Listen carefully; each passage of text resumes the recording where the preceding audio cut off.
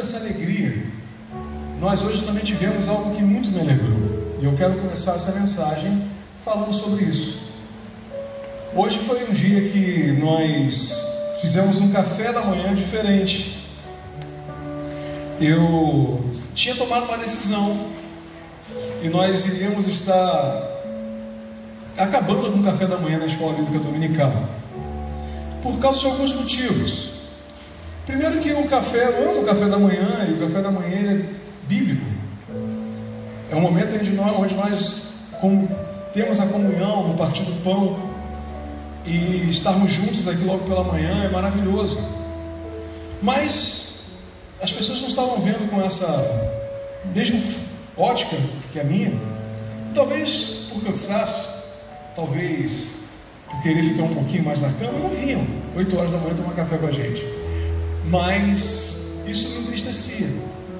Eu falei assim, ó, se o propósito do café da manhã é a comunhão, isso não está acontecendo, não tem por que continuarmos com ele. Mas, querido, Deus, ele faz coisas certas, por linhas certas, e ele tem um modo dele de trabalhar. O Senhor, ele consegue transformar situações ruins, situações amargas, de dissabor, em coisas saborosíssimas. O Senhor, ele transforma situações complicadas em situações prazerosas. Ele tem esse poder. O que Deus fez foi que nós pudemos ver hoje pela manhã. A irmã Patrícia Santos me procurou, pastor, como é que está o café da manhã? Eu falei, não está, eu vou acabar com ele. Não, acaba não, pastor. Deixa eu te ajudar. Eu falei, amém. Amém. Então, pastor, eu vou chamar a Marielle, chamar a irmã Maria. Deixa a gente tomar conta do café da manhã. Eu falei, amém. Pode ser. Pastor, eu posso mudar também? Ao invés de ser todo domingo, pode ser uma vez só no mês? Para a gente fazer aquele café da manhã? Eu falei, amém. E queridos, eu posso te dizer que as pousadas de Belfor Roxo morreram de inveja do nosso café da manhã. Ó. Aí eu falei assim, tem pousada em Belfor Roxo? A pessoa falou assim, tem sim, tem lá no Vale do Ipê. Eu tenho certeza que eles ficaram, olharam o nosso café da manhã, ficaram envergonhados, porque olha, foi um café da manhã muito bom, maravilhoso. E o que eu falo, queridos, aquilo que parecia já não estar mais surtindo nenhum tipo de efeito, quando a gente entende aquilo que Deus quer fazer, as coisas acontecem. E o que me fez pensar e preparar essa mensagem para vocês na parte da noite, foi que, observando aquela mesa, observando o cuidado que os irmãos colocaram mesa para sentar, e eu achei a melhor coisa do café, Patrícia, não foi a comida, foi a mesa. Sabe por que foi a mesa?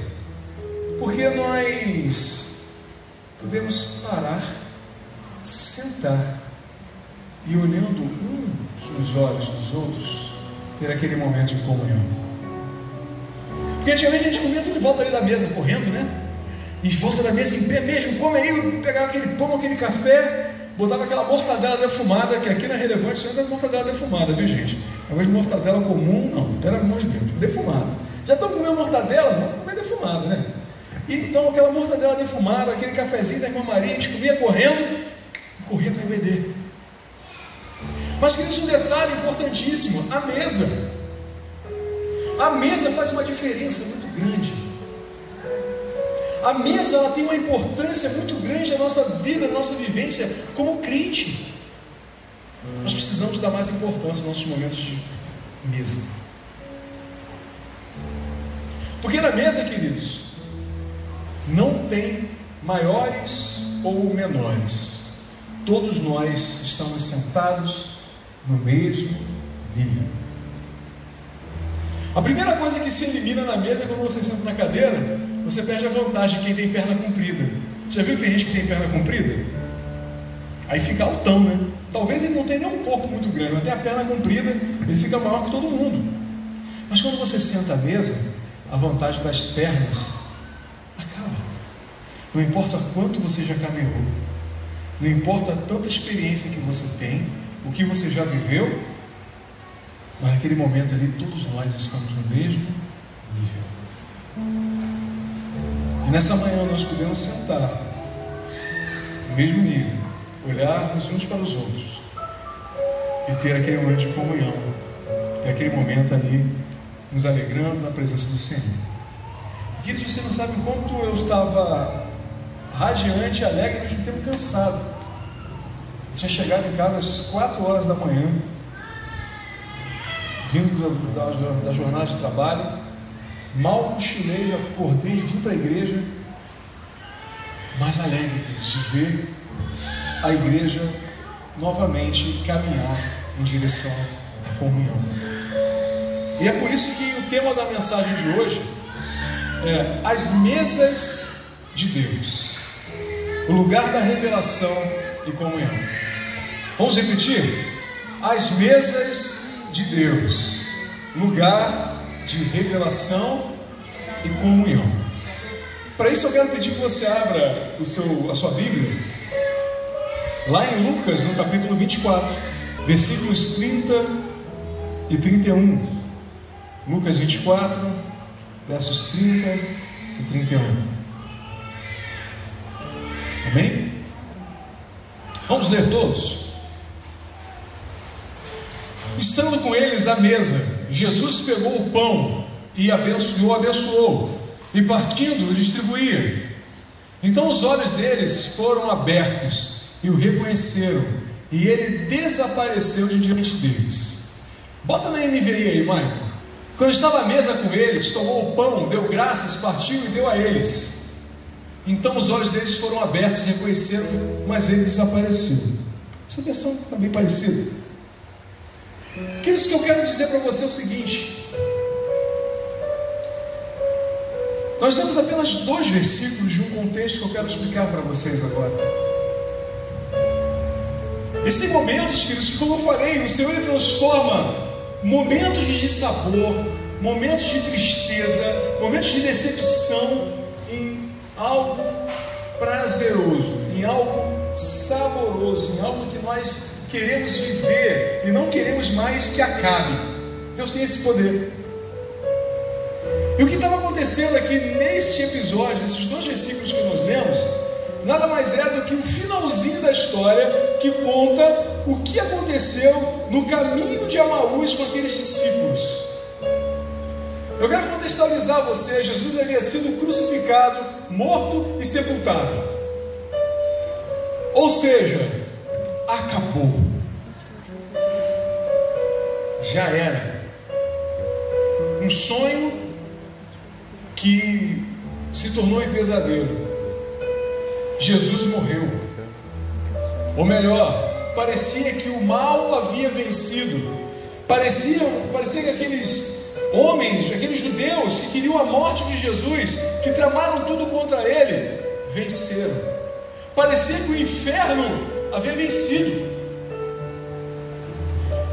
E a primeira coisa que vem no coração daqueles que acreditaram nas palavras de Jesus não tem jeito, eu vou sair daqui desse lugar. Queridos, às vezes situações ruins nos causam traumas, e a defesa do nosso subconsciente, a defesa do nosso cérebro, é que nós saiamos daquela cena, daquele lugar que te traz uma lembrança de dor. Eu lembro que quando nós perdemos a minha mãe, a minha irmã demorou um bom tempo para poder entrar de novo na casa da minha mãe. Eu entendia ela, porque as lembranças eram muito fortes, as lembranças eram assim inimagináveis, e entrar de novo naquele lugar onde nós vimos ali a nossa mãe falecer era muito forte para ela, ela não conseguia. Interessante que hoje eu vivi um momento muito engraçado, quer dizer, curioso.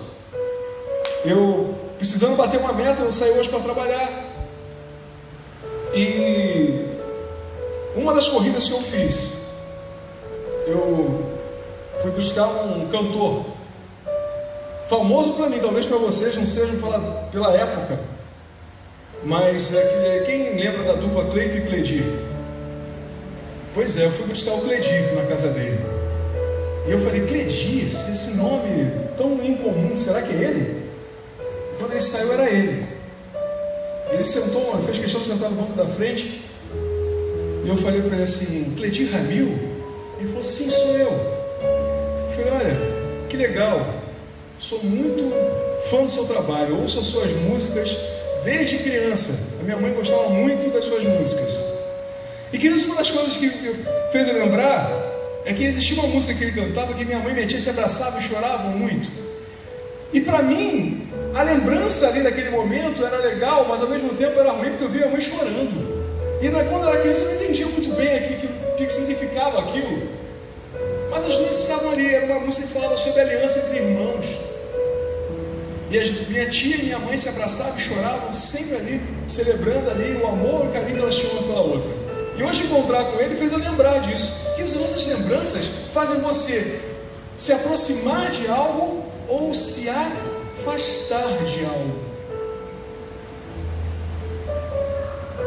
E aqueles discípulos, queridos, eles entendiam que Jerusalém não dava mais para eles. Eles não queriam mais estar em Jerusalém. Isso aqui me faz lembrar a morte da esperança. Jesus representava para aqueles discípulos a esperança de que haveria vida eterna, que eles viveriam num mundo melhor, de que o amor venceria, de que as coisas se encaixariam e que o reino de Deus iria prevalecer. Mas Jerusalém agora passou a conotar morte, decepção, tristeza, afastamento, tudo que eles não queriam lembrar. E a primeira coisa que eles fizeram foi: olha, eu vou embora. Eu vou embora. Queridos, totalmente compreensível. Mas aí é que entra Jesus nessa situação. Jesus, ele faz algo maravilhoso. Jesus, ele não permite que aqueles homens pudessem ir embora. Eles não vivenciaram, eles não viram o milagre acontecer. E esse Jesus, ele ressuscitou, cumprindo a sua palavra de que ele no terceiro dia ressuscitaria. Mas aqueles homens não quiseram esperar. Aqueles discípulos não quiseram esperar. Eles simplesmente decidiram ir embora. E querido, eu quero falar algo diretamente para você: não seja precipitado. Se o Senhor prometeu, ele vai cumprir. Se o Senhor falou que ele ressuscitaria, ele vai ressuscitar. Se o Senhor te prometeu algo e ainda não aconteceu, acalma o teu coração, não desista, não vá embora para Emaús, permaneça em Jerusalém, aguarde a promessa do Senhor se cumprir, porque Ele é fiel, Ele é justo e Ele vai cumprir. Então acalma o teu coração. Aqueles homens não tiveram a paciência de aguardar, eles simplesmente foram embora. Não quero mais ficar aqui nesse lugar, esse lugar me traz tristeza. Mas queridos, nós precisamos aguardar a obra do Senhor se completar em nossas vidas. E Jesus, sabendo que aqueles homens não presenciaram, não estavam sabendo o que aconteceu, algo maravilhoso que aconteceu, que foi a ressurreição de Jesus Cristo. Jesus foi até eles. Eles estavam no caminho de Emaús, caminhando, indo para lá. Era uma cidade não muito distante, algumas horas de caminhada, e eles estavam ali indo embora. E de repente eles viram um varão andando junto com eles, e eles não sabiam que era Jesus. E aquele homem perguntou: o que está acontecendo? E aqueles homens viraram para Jesus sem saber que era ele, e falaram assim: você não está sabendo o que aconteceu? Que mundo que você está? Tu não viu no Netflix, nem no Instagram, nem no Facebook o que aconteceu? Que mundo você está vivendo? Jesus morreu. Mataram Jesus. E Jesus ainda quietinho, naquele momento, porque ele queria, queridos, que algo especial acontecesse. E ao chegar naquela cidade, na casa daqueles discípulos, eles convidaram, sem saber que era Jesus, convidaram aquele homem para entrar. Eu acredito que eles estavam com fome. Eles sentaram à mesa. E eles sentaram à mesa, e Jesus tomou o pão. E a palavra de Deus que fala que ao partir o pão, os olhos deles se abriram, e eles puderam enxergar que aquele que estava ali com eles era Jesus. Eu fico imaginando qual foi, que cena maravilhosa, aqueles dois discípulos olharem e enxergarem: é Jesus, ele não estava morto, mas não, Jesus ressuscitado diante deles, partindo o pão e mostrando para eles que na mesa o milagre pode acontecer. Na mesa nós somos revelados de coisas maravilhosas. Ali naquele momento, naquele lugar, existem coisas que o Senhor revela e o Senhor guarda para os momentos de comunhão. O Senhor guarda para os momentos de comunhão. Ontem, brincando com o Diácono Luiz, eu falei assim: eu não vou postar as fotos e os vídeos do churrasco agora não, porque senão vai aparecer um monte de ajudante de última hora aqui. Deixa a gente terminar, depois eu posto. Porque eu falei para ele assim: somente os íntimos vivem o milagre. Somente aqueles que estão próximos vão vivenciar o milagre. E queridos, o Senhor, Ele dá muita importância à comunhão. O Senhor dá muita importância a nós estarmos unidos. O Senhor dá muita importância a nós andarmos juntos. O Senhor dá muita importância a nós andarmos diante do mesmo parecer, olhando para a mesma direção e seguindo juntos nessa mesma direção. E a mesa do caminho de Emaús inaugura um momento onde nós vemos o Senhor se revelar diante daqueles homens naquele momento, naquela mesa. Na mesa, a revelação. Na mesa, há um momento em que o Senhor traz a nós, faz com que nós enxerguemos aquilo que Ele quer mostrar, a direção que nós devemos seguir. A mesa é um lugar de revelação. Muitas vezes, em meio a dúvidas e dificuldades da caminhada, é no partir do pão que os nossos olhos se abrem para reconhecer Jesus. E essa comunhão ela é importante, porque o próprio Senhor Jesus ele falou: olha, é pela comunhão de vocês, pela maneira que vocês se tratam, que vocês vão testemunhar e as pessoas observarão e verão que vocês são meus discípulos. É por essa forma de se tratar, de se amar, de estarmos juntos em comunhão, é que as pessoas vão olhar para nós e enxergarmos que nós somos discípulos de Jesus. Não é pela tua roupa, não é pelo carro que você tem, não é pela casa que você mora, não é pela palavra bonita e eloquente que você traz, não é pelo louvor afinado que você tem. Não, queridos, preste atenção, não se iluda. A revelação na mesa, a revelação onde há comunhão, a revelação onde nós estamos ali unidos. A união, ela vai fazer com que nós sejamos uma igreja fértil.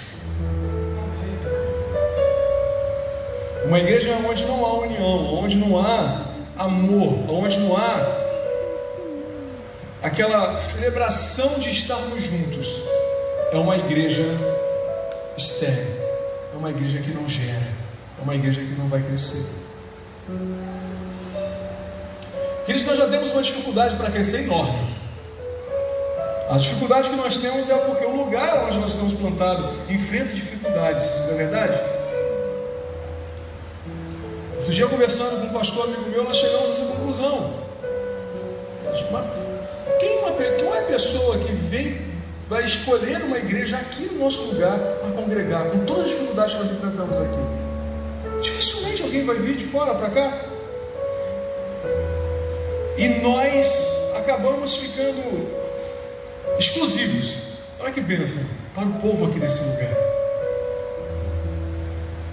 Por isso, reparando quantas igrejas tem por aqui? Várias igrejas. A pergunta que eu quero fazer para você: por que alguém vai escolher exatamente a nossa para congregar? Qual é a diferença que nós temos que apresentar? O que nós temos de melhor para apresentar para que sejamos escolhidos? A resposta está aqui: comunhão. Comunhão. É claro que nós não estamos aqui disputando nada com ninguém. Eu sou um pastor que não entro nessa. Não entro nessa. Fico chateado quando outros pastores não têm a mesma postura que a minha em relação a isso. Mas eu nunca vou pescar no aquário de ninguém. Se a pessoa quiser vir para cá por desejo e livre, espontânea vontade, não que eu vá pressionar ou oferecer algo para que ela venha para cá. O que nós oferecemos, queridos, é uma igreja que tem muito trabalho, mas que quer viver essa comunhão, esse tempo de mesa, crescermos juntos. É o que nós temos para oferecer, uma igreja que busca viver um evangelho genuíno, sem pirotecnias da modernidade, mas pregar a palavra do Senhor. O que nós temos a oferecer, queridos, é aquilo que o Senhor fez, o repartir do pão, a comunhão e o tempo de mesa, que nós queremos ampliar. Mas eu não quero falar apenas da mesa do caminho de Emaús, eu quero apenas iniciar falando dela, mas sim outras mesas na palavra de Deus. Existe uma mesa que muitos desejam frequentar, mas apenas poucos podem frequentar. A chamada mesa do rei. Quem aqui hoje pode sentar à mesa do rei? Vamos tentar contextualizar. Hoje nós temos governantes, não temos um reinado, não vivemos uma monarquia, mas se nós formos fazer um paralelo, nós podemos dizer que o presidente da república seria o rei. Gostou, né, Patrícia, da minha cara de... Mas quem aqui pode sentar na mesa com o presidente para jantar? Quem aqui pode fazer isso? Queridos, no meu tempo de marinha eu sentei à mesa com pessoas importantíssimas, senadores da república, ministros. Já apertei a mão do presidente, mas existia um momento em que apenas o almirantado se reunia, apenas aqueles que podiam fazer parte da mesa dos reis. Mas eu quero te dizer, querido, que existe uma mesa que o Senhor te convida para que você possa sentar. Talvez você não possa sentar à mesa dos reis aqui no plano humano. Talvez você nunca vá sentar à mesa com um presidente, com um governador ou com um prefeito. Mas o Senhor, Ele te convida para estar sentado à mesa com Ele todas as vezes que você honrar a Ele, todas as vezes que você o adora, todas as vezes que você busca a sua face, todas as vezes que você acorda pela manhã e você fala: Senhor, eis-me aqui, eu quero passar o meu dia na Tua presença. Queridos, não tem como Ele não te convidar para sentar na mesa dele, porque Ele vai olhar para você e vai falar: esse filho me ama, esse filho me dá importância, esse filho me prefere. Então, filho amado, sente à mesa comigo. A mesa, querido, é um local de graça e restauração. Eu quero falar por que eu estou citando a mesa do rei. Nós podemos ver esse exemplo lá em 2 Samuel, no capítulo 9, dos versos 7 a 10. Existia um homem chamado Mefibosete, um homem que viveu vários dissabores na sua vida, um homem que ficou aleijado, um homem que sofreu, um homem que vivia escondido, fugindo, achando que o rei queria a sua morte. Mas, queridos, existe uma coisa que o Senhor, Ele honra. Ele sempre vai honrar aqueles que honram a Ele. E Davi mandou procurar saber de Mefibosete. Ainda existe algum descendente de Jonatas? Ainda existe alguém na terra que seja ainda da linhagem de Jonatas? Mas por que da linhagem de Jonatas? Jonatas foi alguém que ele amou, porque honrou a Davi. Era um amigo querido, alguém que ele tinha o maior carinho, um homem que ajudou a Davi nos momentos de dificuldade. E Davi não esqueceu disso. Davi não esqueceu disso. Ele falou assim: eu quero honrar alguém da linhagem de Jonatas, procura saber quem é. E quando parecia que ninguém mais lembrava de Mefibosete, quando parecia que tudo havia chegado ao fundo do poço da vida daquele homem, um bebê que caiu do colo da sua babá e ficou aleijado, um bebê que era para ser herdeiro do rei, mas agora vivia em Lodebar. vivia numa terra que não tinha nada, vivia num lugar que não tinha nada para oferecer, não existia nada de bom em Lodebar. Mas Davi lembrou daquele homem e convidou a ele para sentar à mesa com ele. Queridos, hoje é dia de você entender que se tem coisas que você busca em Deus para que Ele possa estar restaurando na tua vida, o Senhor Ele quer dizer que existe uma mesa do Rei e Ele te convida para sentar nela, para que Ele possa honrar, para que Ele possa resgatar muitas coisas que talvez você não imagine, que o Senhor ainda lembre que você honrou a Ele. Até porque, queridos, nós que somos servos do Senhor verdadeiros, nós fazemos para o Senhor sem esperar reconhecimento. Nós fazemos para o Senhor sem querer que todos fiquem anotando o que você fez, para que depois venham dar tapinhas nas suas costas. Mas o Senhor Ele não esquece, querido. Se tem uma coisa que Deus não tem, é amnésia. E a mesa do Rei é algo que Ele vai convidar você para sentar. A mesa do Rei é lugar de restauração, é lugar de graça. Mesmo um aleijado, que parecia que a vida dele já tinha dado o que tinha que dar, dali não vai passar, não vai melhorar, não vai sair disso. Ele foi convidado a ter a sua honra restaurada. E queridos, preste atenção, a mesa do Rei simboliza a graça de Deus, que nos aceita e nos restaura, independentemente das nossas condições ou méritos. Até porque, queridos, se nós formos parar para pensar, a gente não merece nada. O que nós podemos fazer de bom para chegar diante de Deus e falar assim: Senhor, me dá que eu mereço? Ele deu seu próprio filho para morrer por mim e por você. O que mais que nós podemos pedir a Ele? Às vezes eu fico pensando como que Deus é bom comigo. Porque assim como Paulo que fala, o mais miserável dos homens que sou, eu não tenho uma eloquência tão afinada como a de Paulo. Eu falo assim, o mais vacilão dos homens que sou, e Deus continua me amando, Deus continua me abençoando, Deus continua me guardando, Deus continua concedendo que eu saia cedo para trabalhar, vá para as ruas do Rio de Janeiro e volte são e salvo com a minha família. Isso é bênção, queridos. Isso o Senhor tem concedido a cada um de nós que saímos de manhã para trabalhar e vamos enfrentar as dificuldades dessa cidade. Mas o Senhor nos guarda.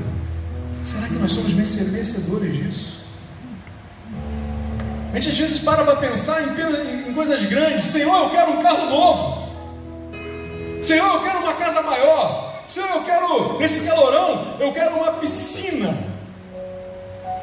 Queridos, hoje eu entrei num condomínio lá na Barra, que vocês não têm noção de coisa mais. Tinha uma porta que parecia que era Golias que ia entrar, tão grande.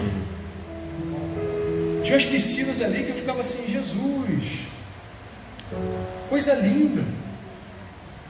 Às vezes a gente só pensa nessas coisas materiais, mas o que o Senhor tem feito por nós, e que hoje nós possamos lembrar, o que você pode falar? Senhor, muito obrigado. Nós não tivemos nenhum Pix gigante na nossa conta, até porque agora pode, glória a Deus. Um Pix. Não tivemos, eu não tive. Não ganhei nenhuma casa lá no Santa Mônica, condomínio Santa Mônica. Não ganhei. Não ganhei nenhum carro novo. Mas, queridos, o Senhor nos dá coisas tremendas. O Senhor nos dá uma família, amém? O Senhor nos dá filhos, amém? Hoje nós estamos aqui alegres porque a Giovana foi apresentada. O Senhor nos dá herança, filhos, herdeiros. Ele é bom. E muitos de nós achamos que sentar à mesa do Rei é apenas nos regalarmos com aquilo que o mundo pode oferecer. Não, que ele está tudo errado. Esses dias eu postei no grupo da igreja um vídeo do pastor Zé Bruno, revoltado. Eu gosto de pastor revoltado. Ele falando que a igreja está entrando num ritmo onde nós ficamos disputando quem está mais sentado à mesa do Rei. Estou usando as minhas palavras, não as palavras dele. Querido, a mesa do rei não é motivo para que você possa tripudiar do teu irmão. Se você recebeu uma bênção, querido, amém, glória a Deus pela tua vida, mas isso não te transforma mais santo do que eu e nem mais merecedor do que o teu irmão. É apenas porque o Senhor escolheu aquele momento para te abençoar e te colocar à mesa dele. A mesa do rei, queridos, é um lugar de restauração. É o lugar de você estar recebendo graça e restauração. Assim como Mefibosete, podemos nos chegar à mesa do rei, confiando na bondade e no favor imerecido de Deus. Favor imerecido, o significado de graça. Foi de graça, eu ganhei sem pagar nada por aquilo. Traduzindo para o nosso carioquês, foi 0,800 de grátis. E o Senhor tem os abençoado. Terceira mesa, a mesa no deserto. Essa aqui é a mesa que muito crente não... Quem quer ir para o deserto? Nesse calorão aqui a gente está sentindo um pouquinho do clima de deserto, né? Tem clima de montanha, tem clima de deserto. A gente está vivendo um pouquinho do clima de deserto. Mas quem quer ir para o deserto? Ninguém quer. A mesa do rei todo mundo quer. Agora a mesa que o Senhor coloca no deserto, quem quer sentar?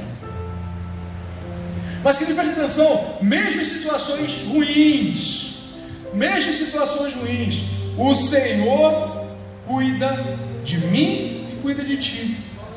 Salmo 78, 19 diz o seguinte: porventura pode Deus prepararmos uma mesa no deserto? Deus pode fazer isso? Imagina, Patrícia, num desertão de Sala, uma mesa dessa. Será que Deus pode? Pode. Porque, queridos, a prova que Deus faz é que o Senhor Ele transforma. Para Deus não tem deserto que não acabe. Para Deus não tem prova que nunca chega ao fim. Para o Senhor existe um momento certo. Existe um momento certo. Apesar da incredulidade de Israel, Deus proveu maná e água no deserto, demonstrando que Ele é Deus e que sustenta em tempos difíceis. Que Ele está no deserto, tem maná para você. Está com sede? Deus dá água. É só você crer, é só você confiar, é só você se colocar no devido lugar, que o Senhor vai cumprir as suas promessas. O Senhor Ele vai cuidar de você, o Senhor Ele vai fazer o que é necessário. Queridos, quantas dificuldades nós enfrentamos, mas eu glorifico a Deus por esse dia, que foi um dia que nós podemos novamente sentar à mesa e nos alegrar. Queridos, é muito bom ver a igreja. Eu não precisei mandar não, hein? Presta atenção, eu nem precisei falar nada. Pastor, vamos limpar o templo. Pastor, vamos varrer aqui, vamos lavar essa quadra, vamos cuidar aqui dessa cozinha. Vocês entendem quando Deus chega? Antigamente eu ficava quase rouca aqui. Gente, tem que limpar. Gente, tem que fazer. E ninguém fazia. Quando Deus chega, querido, não precisa de pastor para mandar, não. O Espírito Santo de Deus toca cada um. O Espírito Santo de Deus toca cada um. E o pior, ainda me expulsaram. Pastor, vai embora. Marielle, pastor, pode ir, vai. Marielle me tocou igual tocar porquinho para fora, assim, pastor, vai, pode ir. Já viu como é que vai? Já viu? O pessoal fica dando pauladinha assim no porquinho para ir embora. Fizeram isso comigo hoje, mano. Disse, vai, pastor, vai para casa, tchau. Pode ir. Queridos, comunhão, mesa. Não existe deserto que nunca acabe. Não existe. O Senhor, Ele mesmo no deserto, Ele vai cuidar. Ele vai preparar uma mesa de provisão. Basta que você reconheça que é Deus que está fazendo. Nós vemos vários exemplos, e um exemplo de mesa no deserto é quando Elias foge. querendo entregar sua vida e falar assim: eu não sou melhor do que os meus pais, quero morrer. Mas Deus conhecia a história de Elias. Eu sabia o potencial dele. E ele enviou corvos no meio do deserto para alimentar ele. Às vezes nós estamos na mesa de Deus, em meio ao deserto. Basta que sejamos gratos e entendamos o cuidado de Deus em meio às situações que talvez você olhe assim e fale assim: o que eu vim fazer aqui? Por que eu estou passando por isso? Por que tudo isso está acontecendo? Mas é nesse momento que Deus quer provar a grandiosidade do amor que Ele tem por você. É nesse momento que Deus quer provar a grandiosidade daquilo que Ele quer fazer na tua vida. A grandiosidade do livramento que Ele quer te dar. Talvez você não tenha noção, porque você não tem tanta intimidade assim, você não conhece, não sabe quem é esse Deus. Talvez você não saiba. Mas eu quero te dizer, queridos, existe um Deus tremendo que te ama e que pode fazer uma mesa para você em meio ao deserto que você está passando, simplesmente para sentar contigo e cuidar de você e dizer: come, se alimenta, bebe, se prepara, porque longa é a jornada que nós temos pela frente. Queridos, não existe nada fácil no reino de Deus. Não se iluda com pregações que vão dizer para você: olha, é hoje, o teu deserto acabou, pare de sofrer. Não tem nada fácil no reino. Não foi fácil nem para Jesus, por que eu vou ter vida facilitada? Nenhum discípulo de Jesus morreu legal, o negócio foi ruim para todos eles. O que sofreu menos foi João, que morreu velho, preso numa ilha. Imagina, o melhorzinho morreu preso, prisão perpétua. Teve um que morreu esfolado. Sabe o que é isso? Alguém arrancar tua pele vivo. E tem gente que está achando que vai ter vida boa, porque é crente. Você não te isso não. Aqui nessa igreja você não vai ouvir pregação de bênção pura, receba, olha, é só vitória, é só vitória. Não, se você está achando que você vai ouvir isso aqui, eu sinto te dizer, não é essa igreja que você vai encontrar. Mas você vai ouvir palavra aqui, ó, de todos os momentos em que o Senhor cuidou de nós verdadeiramente, mesmo em meio ao deserto, mesmo em meio a dificuldades, o Senhor cuidou. E é isso que a palavra de Deus nos mostra. A quarta mesa, queridos, a mesa da comunhão, unidade com Deus e os irmãos. É uma mesa importantíssima, e parece que nós já falamos dela. Não, eu só citei a mesa lá do Caminho de Irmãos como um pretexto. Mas essa mesa aqui, queridos, ela é importantíssima. Está lá em Atos 2, 42, e diz o seguinte: perseveravam na doutrina dos apóstolos, na comunhão, no partir do pão e nas orações.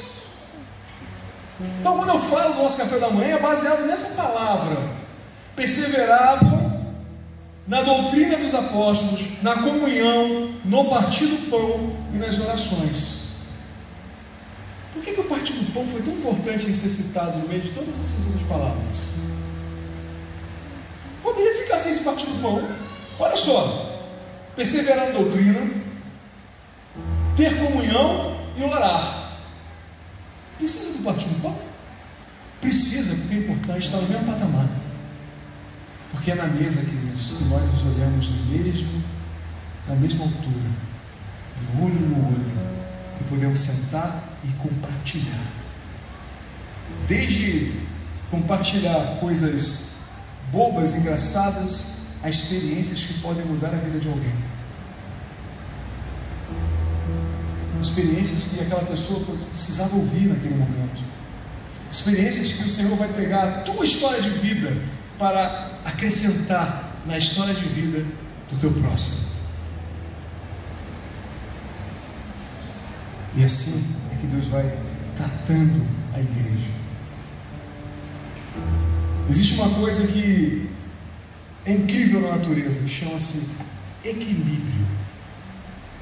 A natureza, ela tende a se equilibrar. Quem já estudou química sabe que você pode equilibrar as equações, as fórmulas químicas, elas vão se equilibrando. A natureza ela tem essa tendência ao equilíbrio. O Senhor ele quer equilibrar as coisas. Talvez hoje eu seja o otimista que algum pessimista precisa estar do lado. Talvez hoje você seja a pessoa que tem uma história de vida, que aquela pessoa que está passando por um problema parecido com o teu, precisa estar junto para que você possa edificar aquela vida e dizer: não desista, porque eu já venci um problema igual ao seu. Talvez você não entenda porque você passou por tanta tribulação no seu casamento, mas é para que você possa hoje chegar para alguém e falar assim: olha, não desista do teu casamento, porque eu também já passei por isso e hoje eu venci e sou abençoado por Deus.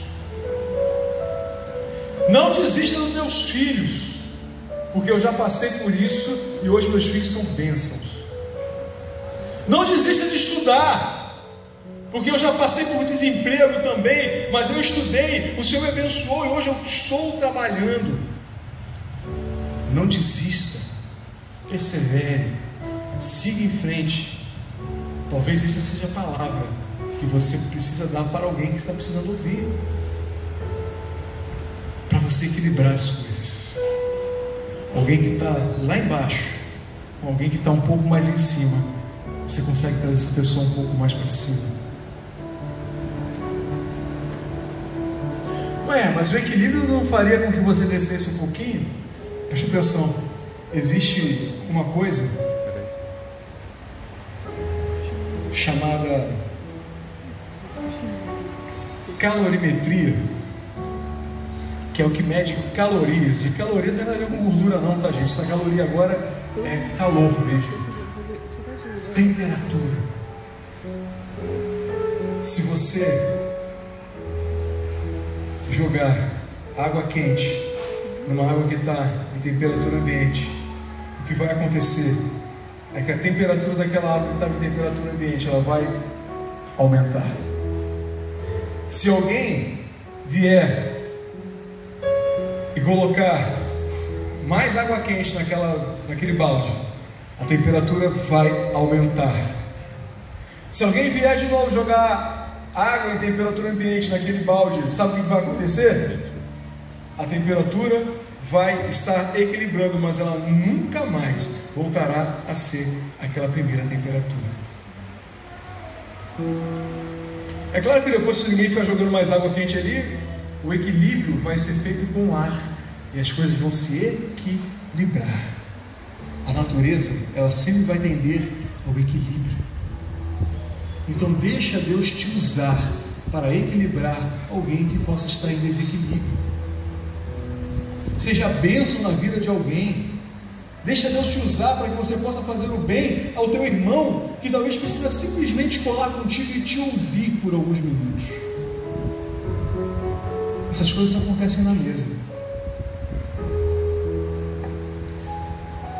Nós precisamos ter momentos de comunhão, queridos. A gente vive numa vida muito corrida. A gente precisa conhecer o nosso irmão. Eu sempre conto essa história porque foi algo marcante para mim. Eu sempre falo que eu vivi uma das juventudes mais abençoadas ali na minha juventude, na Igreja Batista, na primeira Igreja Batista da Fazenda Botafogo. Ali, queridos, nós temos uma juventude que é amiga até hoje. Cada um já seguiu a sua vida, já casou, tem gente que é até avô já. Mas seguimos amigos. Sabe por quê? Nós nos conhecemos. Nós fizemos um negócio meio doido. Alugamos uma casa lá em Ibicuí, lá na Praia da Pará. Praia da Pará, sei lá qual é a praia. É a Praia da Pará. Uma casa lá. Maica, a casa nem bolso tinha. Nós alugamos. dividiu-se lá, fez aquela conta lá, ó, dá tanto, ó, se pagar tanto aqui, vai dar no dinheiro da comida, a gente vai para o carnaval para lá. Retiro de carnaval da juventude da igreja da PIB da Fazenda Botafogo. Lembro até hoje, Nádia, Ângela, Josimar hoje é pastor também, Marquinhos, pastor. Olha só, quantos pastores saíram daquela juventude. Alfredo Ricardo, pastor Stewart, pastor. Por isso que eu falo, que juventude abençoada. Mas sabe qual foi o ponto de virada de chave nas nossas vidas ali? Foi esse retiro. A gente foi para uma casa que não tinha luxo, que eles eram uma luta, era um banheiro só para quase 30 pessoas. Era uma dificuldade, irmãos. De manhã tinha gente que queria ficar penteando a sobrancelha, e o irmão apertado querendo ir no banheiro. Abre! Mas queridos, nós passamos ali momentos de comunhão, e que nós pudemos ali nos conhecer, saber quem verdadeiramente nós somos. Porque, queridos, esse momento que nós passamos aqui na igreja não é suficiente. Não é suficiente você ver teu irmão arrumadinho, cheirosinho, mas você não sabe o que ele está passando. Você não sabe a dificuldade que ele está enfrentando na casa dele.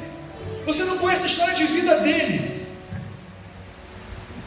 Eu tenho uma pessoa que eu sou assim, apaixonado por ele até hoje, chama-se Geraldinho, a Érica conhece. Sabe por que eu fiquei apaixonado pelo Geraldinho? Geraldinho é um cara que ninguém gostava de ficar perto dele. Geraldinho, ele é grudento. Geraldinho falava pra caramba, mas o Geraldinho, quem conheceu a história de vida dele lá naquele retiro, não teve um que não ficasse apaixonado por ele. Geraldinho não tinha dinheiro, sabe o que o Geraldinho fez para poder ir para aquele retiro? Na época que ainda tinha sinal na Avenida Brasil, ele comprou um monte de água mineral no Ceasa e foi lá para o sinal que tinha lá em Realengo, debaixo do sol, vender para ter dinheiro para aquele retiro. De tanta vontade que ele tinha de ir para aquele retiro. Chegando lá naquele retiro, a gente reclamando, Geraldo, fica quieto, parar de falar. Ele falou, gente, sabe por que eu falo muito? Eu sou grato a Deus porque até os 10 anos de idade eu não falava. Até os 10 anos de idade eu não falava uma palavra. E ele foi contando as dificuldades que ele tinha, as dificuldades que ele enfrentou. Queridos, não tinha mais um que reclamasse do Geraldinho, porque agora a gente sabia a história de vida dele. Quando ele contou que ele pegou água para vender, gente, eu fiquei com vergonha, porque eu ficava perturbando a minha mãe e minha tia para me dar dinheiro para eu ir para o retiro. O Geraldinho pegou a água para vender no sinal. Cada um de nós temos uma história de vida, queridos, e eu garanto para você que no momento em que nós tivermos mais comunhão, que eu conhecer a história do Michael, que eu conhecer a história da Patrícia, que eu conhecer a história do Arilson, que eu conhecer a história de cada irmão meu aqui, queridos, nós vamos estar cada vez mais apaixonados uns pelos outros. Porque o momento em que nós vivemos aqui, queridos, ele não é suficiente. Não é suficiente. A mesa da comunhão, queridos, ela é uma mesa importantíssima. É no partir do pão. Por que crente come tanto, né? Está explicado. Porque o Senhor falou que é no partir do pão que nós vamos ter comunhão. É no momento em que a gente está comendo, é no momento em que a gente senta à mesa, é no momento em que a gente para se alegrar, bater um papo. Vamos deixar de ter relacionamentos superficiais. Vamos deixar de ter relacionamentos onde simplesmente, e aí, tudo na paz? Tudo na paz, está tudo bem, isso já seja suficiente. Não, querido, procura saber do teu irmão, se verdadeiramente está tudo na paz mesmo. Procura saber do teu irmão, se ele está precisando de alguma coisa que talvez você está falando assim, olha, só não tem dinheiro, irmão, não é dinheiro que vai resolver o problema do teu irmão, não. É te conhecer melhor, é compartilhar a tua experiência com ele. É você dar uma palavra de ânimo para ele e falar, meu irmão, não desiste, eu estou contigo, eu já passei por isso, eu já venci, tu vai vencer também, conta comigo, eu estou orando por você. Ninguém está falando de dinheiro não, irmão, mas se tiver que dar dinheiro também dá, tá? Tira esse escorpião no bolso. Às vezes o teu irmão está precisando de uma coisa básica ali, às vezes de um dinheiro para ir ver um emprego. Deixa Deus te usar. Queridos, eu não quero me alongar, está calor.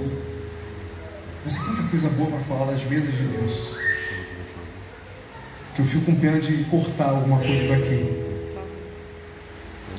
Cultivemos momentos de comunhão com a família e com a igreja, valorizando as oportunidades de partilhar bênção e fortalecer relacionamentos. Fortaleça os relacionamentos. Se tem uma coisa que eu acho muito legal, é quando eu fico vendo a amizade e a convivência entre os irmãos.